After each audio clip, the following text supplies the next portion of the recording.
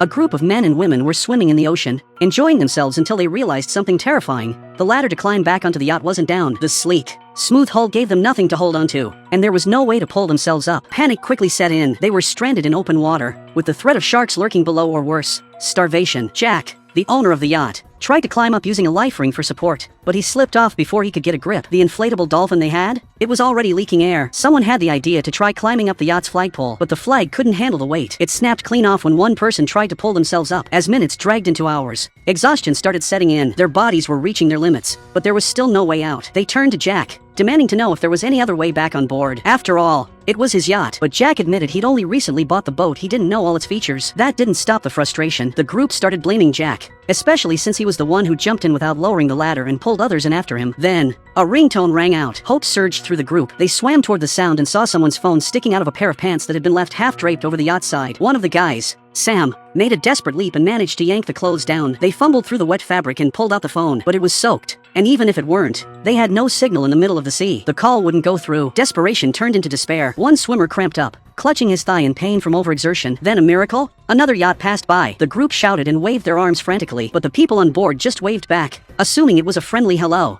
and continued on their way. Some of the group began to lose hope entirely. That's when Jack spoke up, a new idea forming in his mind. He told everyone to take off their clothes. He was going to make a rope,